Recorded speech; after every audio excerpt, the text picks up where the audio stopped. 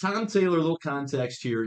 At times over the course of this podcast, we've loved throwing bones to comic book authors or artists that are of particular interest to us, ones that have piqued our piqued our interest at different times. And I, over Christmas, picked myself up the Dark Knights of Steel, volumes 1 and 2, which sets the DC universe in medieval times.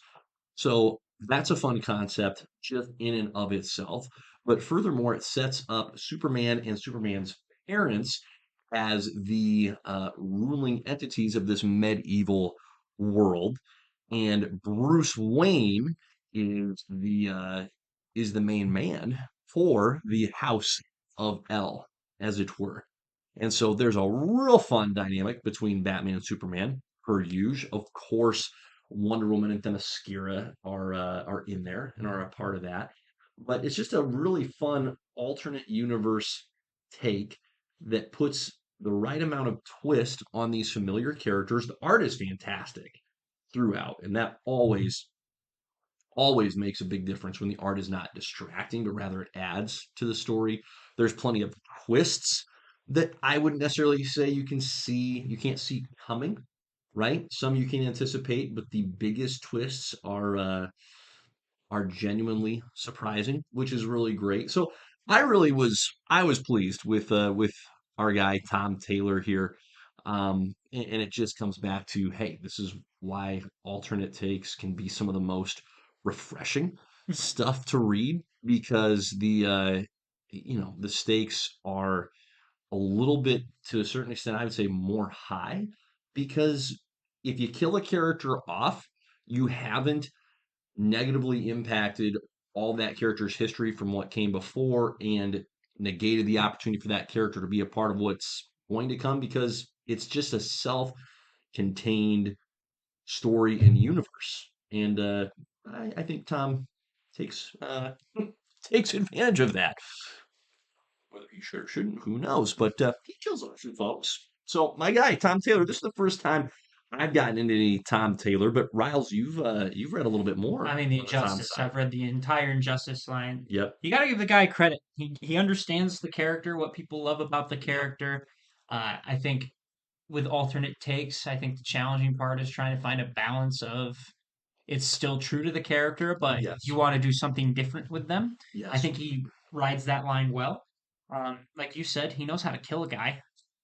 He knows how to kill him, and he knows how to make it hurt you when even if it's not even your favorite character, right? Some of those characters in there, they builds them up, Oh, and they're like very vital at that point in yes. the story, and all of Yes. a sudden they're just dead, and you're like, no! Or they kill off certain key characters earlier than they're supposed to, because then that is why things happen the way that they do. There are no soft landings in Yeah. terms of deaths. There's characters that get cut in half. Uh, Punch a hole through their stomach, Yep. um, Yep. Shot straight through the eye with a large arrow. or laser beam eyes. Say scream. I mean, it's impactful in its violence, to say the least. Right. But I like what you said about finding that balance of knowing what makes a character, and we'll get into this a little bit actually on the Echo side, but knowing what it is, and frankly, this will flow through all of our conversation, will flow through the what if, through the Echo discussion, but knowing what it is that's foundational to that character is so critical, because I think it's too easy for, whether it be a author of the actual physical book or a writer of a show or a movie, to twist that character to the point where it's like, okay, now the character is not even recognizable. Like, it's truly not that character. You've created something entirely different, and you lose the impact when you go past that balance point. And so I think it takes some restraint, right? Because as a creative, person, you're going, "Ooh, I'd love to go further and further and further in terms of what I change and what I tweak." But I think there's a percentage, and it's not all of it, right? Not Right. 100%, but it's probably in that 90% range of, hey, these aspects of the character stay the same, and now we're just adding a little 10% different flavoring. right? It's not a. I really don't think it's that extreme. It feels, and here's what I mean by that. It feels bigger than it is, Mhm. but the change actually isn't. It's not nearly wholesale. It's not from hero to villain per se. It's just from hero to a little different take on how they're a hero. And it also just has to be believable. Like, Yes. I think that's the best part because it's still Yes. like, for instance, uh, Superman in Injustice, right? Hmm. For this guy to turn, he loses basically his entire world Right. for him to be Right. like, oh, because this happened to me, I don't want this happening to anybody else ever again. Yes. And goes on a rampage Yes. doing what he did. Right. And you're like, you know what? I kind of reason with you. Right. Because it's like, at Right. some point, some people would be like, why didn't you just do that in the Right. first place? Got all that power. Exactly. Yeah. So, Yeah.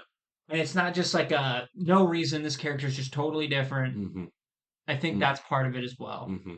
And I think that's where you get like, you know, even the different versions of Spider-Man in the regular mainstream where some people are like, that's not my Spider-Man. My Yep. Spider-Man would never do that. Right. Or like Right. the weird character regressions or character progressions that they just have, and you're like, this is not where the character was. Correct. You know? Yeah. Peter would never save Aunt May for the sake of his marriage. Hmm. That's crazy. Hmm. But he did. And that's a story for another day. But A rant for another day. No, I do. I think it's really it's admirable when an author is able to demonstrate that amount of restraint because he's not, Tom Taylor in his writings is not just killing off characters for the sake of killing them. For example, there's purpose as far as how it drives the story. It enhances the motivations of the characters, and again, it just doubles down on the hey, here's why these kind of takes are so worthwhile because you have the repetition over decades with all of these characters when you finally get a perspective that's fresh and in the sense that the stakes are high because a character can die and that should be it. I think that's totally worth it. So no doubt. And let's see, Tom Taylor, he's got Dark Knights of Steel that came out recently. He's still working on Injustice, right? That hasn't wrapped up yet, or is year Injustice five? is Yeah, done. year five is So okay. it's Injustice years 0 year Right to to year 5. 5, and Yeah, then Injustice 2, he went back to that world. gotcha. What happened in between Injustice 1 and Yep, Injustice 2? yep. I'm assuming when Injustice 3 comes out, he'll pick back up on it if they throw it to him, which I hope they do. If they're going to do Injustice 3. Um, and then he's currently on the Nightwing run. Interesting. And I've heard very good things about his Nightwing run. Right, right. So, Well, we know he's done Deceased, which you and I. Cease was also Deceased, another one, which is yep, Marvel Zombies, but for DC. right, right. I'd be curious to check out that Nightwing run because I think Nightwing's a character that's worth having their own run personally. So Absolutely. I think that's great. Mhm. Yeah. Cool. All right. Anything else for our guy Tommy? I think that's it for Tom Tom. Good for you, Tom. PT. Freaking Tom Taylor. Can't recommend the guy enough.